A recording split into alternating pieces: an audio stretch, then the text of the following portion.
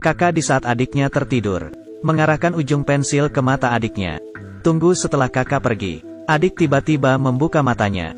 Dia sedang pura-pura tidur. Ini adalah suatu skene yang sangat menegangkan. Menahan nafas. Jangan mengeluarkan suara. Sudah siap? Film dimulai. Di dalam kegelapan terdengar dua suara. Kamu masih ingat? Sudah tidak ingat. Kalau tidak ingat ya bunuh saja. Bunuh siapa? Lelaki pemain utama terbangun dari mimpinya. Ibu yang di sebelahnya bertanya, kamu tidak apa-apa kan? Ayah dan kakak yang duduk di depan berbincang dengan riang. Mereka sudah mau pindah ke rumah baru. Kakak berkata pasti karena ingin pindah rumah jadi sangat semangat. Karena tidur tidak nyenyak makanya mimpi buruk. Satu keluarga menganggap tidak terjadi hal apa-apa. Lagian pemain utama lelaki juga sudah ujian masuk perguruan tinggi 3 kali tetap tidak lulus. Jadinya selalu tidur tidak nyenyak. Dokter bilang dia neurastenia. Ini mah bukan neurastenia. Ini pasti lebih ke terobsesi dengan belajar. Dia tidak bisa menahan diri. Dibandingkan dengan pemeran utama pria yang masih gagal dalam ujian masuk perguruan tinggi selama 3 tahun. Kakak adalah seorang yang jenius. Lulus di sekolah manapun. Slow level 8. Mukanya juga begitu tampan. Tetapi Tuhan begitu tidak adil. Kakinya lumpuh. Sekeluarga tiba di rumah baru. Pemeran utama pria merasa seperti pernah datang sebelumnya. Ada satu kamar yang pintunya dikunci. Kakak berkata kalau di dalam kamar itu ada barang-barang peninggalan penghuni sebelumnya jadi tidak bisa ditinggali. Jadinya pemeran utama pria hanya bisa tidur bersama di kamar kakaknya. Di saat makan malam dari atas terdengar suara. Tetapi sekeluarga tidak mendengarnya. Pemeran utama pria berpikir mungkin dia salah dengar. Dan ternyata di saat malam waktu tidur, terdengar suara dari kamar yang dikunci tersebut. Pemeran utama pria tidak bisa tidur dan pergi melihatnya. Saat ingin membuka pintu ada yang menepuk bahunya. Tidak bisa tidur ya? Ayo kakak bawa kamu ke suatu tempat. Dan langsung menarik adiknya pergi. Berjalan di hari hujan. Kalian berdua sangat romantis ya. Kedua orang merenung hidup mereka masing-masing di dalam hujan. Kakak menerima telepon dari ayah. Memintanya pulang untuk mencari barang. Kakak pun membiarkannya di sana lalu pulang sendiri. Tidak tahunya kakak sudah dipukul dari sekelompok orang. Pemain utama pria mengejar dari belakang. Yang ada malah hanya mencium bau knalpot. Dan untungnya dia mengingat nomor plat mobil. Keesokannya baru sadar kalau dia salah ingat nomor. Yang ternyata sebenarnya tidak ada mobil ini. Kakak pun tanpa adanya kejelasannya menghilang. Setengah bulan seterusnya pemain utama pria terus mimpi buruk. Mimpi kalau ada orang yang ingin bunuh diri. Dan dia bangun dari mimpi buruknya. Saat membuka mata ternyata kakak sudah pulang. Tetapi kakak lupa dengan memori selama dia dipukul itu. Di malam hari waktu tidur. Pemeran utama pria melihat kakaknya diam-diam keluar. Keesokan harinya di waktu sarapan. Sang kakak menyangkal. Dia tidak ada keluar. Pemeran utama pun jadinya meragukan dirinya sendiri. Di saat itu dia sadarkan sebenarnya kaki kakaknya yang lumpuh itu kiri. Kenapa sekarang berubah jadi kaki kanan? Pemeran utama menghentikan sang kakak. Kakimu salah. Tetapi sang kakak malah berkata kalau dia yang salah ingat. Lalu ganti jadi kaki kiri dan pergi. Di malam hari sang pemeran utama belajar hingga tengah malam. Tertidur di atas meja. Di saat itu sang kakak mengambil pensil. Lalu mengarahkannya ke mata sang adik. Anak pensil perlahan mendekat. Setelah semuanya hampir keluar, kakak sudah memastikan sang adik tertidur pulas. Meninggalkan kamarnya. Sedetik kemudian sang adik bangun.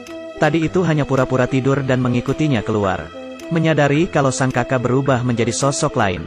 Kakinya tidak lumpuh. Kepribadiannya berubah jadi seperti seorang mafia. Pemeran utama masih belum memahami situasi. Sudah ditangkap. Di saat pemeran utama bangun, dia sudah berada di atas meja. Kakak di sebelahnya baru bangun. Pemeran utama bertanya ke sang kakak semalam kenapa keluar. Kakak dengan muka polosnya, tidak mengerti apa yang dikatakan adiknya. Tidak mungkin kejadian semalam itu semuanya hanya mimpi. Sang pemeran utama pun emosional. Dan kakak menahannya. Bertanya apa dia lupa makan obat lagi. Makan obat. Pemeran utama teringat kalau semalam dia menjatuhkan obatnya ke lantai. Sepertinya semalam itu hanyalah mimpi. Tetapi setelah menunggu kakaknya keluar, di atas meja dia melihat ada anak pensil. Pemeran utama pun memberitahu hal ini ke ibunya. Tidak tahunya mendengar ibunya diam-diam menelepon kakaknya. Pemeran utama tidak sengaja mengeluarkan suara sehingga ibunya mendengar. Pemeran utama pun langsung keluar ke jendela. Berhasil membohongi ibunya. Pemeran utama satu muka penuh dengan keringat. Lalu menyadari ibunya berdiri di depan pintu kamarnya. Rupanya sang ibu sudah tahu kalau dia pura-pura tidur. Sekeluarga hebat semua ya. Suka deh. Setelah mengetahui bahwa keluarga itu palsu, pemeran utama kabur dan menghentikan mobil. Dan dibawalah ke kantor polisi. Paman polisi pun menginterogasinya. Aku sudah ditipu oleh satu keluargaku. Tidak. Mereka bahkan bukan keluargaku. Saya juga tidak tahu mereka siapa. Polisi pun langsung menghentikan bahasan yang tidak masuk akal itu. Dan menyuruhkan memberikan namanya. Dan tidak menemukan informasi apapun. Beberapa hari ini tidak ada daftar orang yang hilang. Dan paling penting kamu seorang paman tua yang berumur 40-an. Kalian berdua bilang siapa yang paman? Sang pemeran utama tercengang. Jelas-jelas saya berumur 20 tahun. Dan dia pun berkaca. Di dalam cermin itu adalah sosok paman yang mukanya sudah tua. Lalu sang pemeran utama pulang ke rumah. Di saat itu pintu yang mengeluarkan suara pintunya sudah terbuka. Di dalamnya ada simulasi adegan pembunuhan. Saat itu pun ibu dan kakaknya keluar untuk menceritakan semuanya. 20 tahun yang lalu di kamar ini terjadi 2 pembunuhan. Seorang wanita parubaya dan putrinya dibunuh secara brutal. Polisi tidak dapat menemukan pembunuhnya. Tetapi pihak keluarga dari korban masih belum menyerah. Dia menghabiskan uang untuk mempekerjakan mafia menyelesaikan masalahnya. Mafia pun akhirnya menemukan pembunuhnya. Benar, yaitu si pemeran utama. Tetapi pemeran utama sama sekali tidak ingat kalau dia membunuh orang. Hanya bisa menyelesaikannya dengan cara lain. Mafia pun mencari dokter psikologis.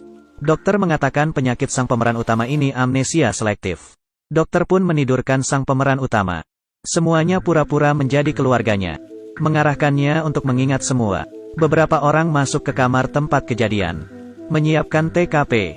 Tetapi mafia tiba-tiba ditangkap. Rencana awal pun menjadi kacau. Semuanya hanya bisa tetap melanjutkan peran masing-masing. Setelah setengah bulan mafia pun pulang. Mengulang melakukan rencana. Tidak tahunya ketahuan oleh sang pemeran utama. Mereka hanya bisa berpura-pura. Pemeran utama tidak mempercayai semuanya. Lalu lompat dari mobil dan lari. Tidak tahunya ketika lompat keluar, malah ketabrak mobil lain. Setelah ketabrak pun, ingatan sang pemeran utama kembali. 20 tahun yang lalu sang pemeran utama bersama keluarganya pindah ke rumah baru. Tiba-tiba terjadi kecelakaan. Ayah ibu meninggal. Kakak luka parah. Hanya sang pemeran utama sendiri yang tidak apa-apa. Iya dong, dia kan pemeran utama. Dokter berkata ke sang pemeran utama untuk cepat mengumpulkan uang supaya kakaknya bisa dioperasi. Sang pemeran utama tetap tidak bisa menemukan pekerjaan. Juga tidak dapat mendapatkan pinjaman. Dan di saat dia semakin khawatir pun, dia menerima satu email. Orang tersebut meminta dia untuk membunuh satu orang. Dan berjanji untuk memberinya 1 juta. Sang pemeran utama pun menerimanya. Tidak tahunya malah terjadi hal di luar kendali. Setelah dia membunuh orang yang sudah ditargetkan. Juga membunuh anak dari korban tersebut. Di saat sang pemeran utama keluar, anak laki-laki dari sang korban bangun dan melihat mukanya. Sang pemeran utama tidak membunuhnya. Dan mengatakannya kalau semua itu hanyalah mimpi. Setelah kamu bangun ibu dan kakakmu juga akan bangun. Anak laki-laki itu pun percaya. Sang pemeran utama tidak sengaja melihat foto di dinding rumah itu. Suami dari perempuan itu adalah dokter yang mengobati kakaknya. Sang pemeran utama pun bertanya kenapa dia ingin membunuh keluarganya sendiri. Sang dokter juga sangat menderita. Karena finansial keluarganya sudah tidak bisa bertahan. Jadi dia membeli asuransi lalu membunuh istrinya. Lalu menghidupi kedua anaknya. Tidak tahunya sang pemeran utama juga membunuh anak perempuannya. Sang dokter sangat emosional dan ingin membunuh sang pemeran utama. Tetapi tidak sengaja terjatuh dari lantai. Ingatan selesai. Sang pemeran utama yang ketabrak bangun di rumah sakit. Di saat itu mafia sudah tidak mau mencari tahu hal ini lagi. Dia ingin segera menyelesaikan nyawa sang pemeran utama. Dan mendengar sang pemeran utama berkata untuk menyampaikan kata maafnya ke keluarga korban. Kebetulan sekali mafia itu adalah anak laki-laki yang masih hidup itu. Kamu langsung bilang ke saya saja. Sang pemeran utama langsung minta maaf. Sebenarnya dari awal sang mafia sudah menyadarinya. Asuransi ibunya yang dibeli oleh ayahnya. Dia hanya ingin jawaban yang tepat. Di dalam hatinya semua ini hanya karena balas dendam. Sekarang semuanya kebenaran sudah diketahui. Dia tidak membunuh pemeran utama. Malah lompat dari jendela. Untuk mengakhiri penderitaannya selama hidup. Dan pemeran utama untuk menanggung semuanya pun bunuh diri. Terlupakan. Selesai sampai di sini. Cerita ini menyampaikan ke kita. Ada tidak yang merasakan? Paman yang umur 40 tahun gagal ujian masuk perguruan tinggi 3 kali. Di umur segitu masih menjadi anak kuliah yang harus belajar. Itu baru balas dendam yang bagus. Sudah, tekan tombol mengikutinya ya agar tidak tersesat. Asong bahas cerita itu tidak menakutkan.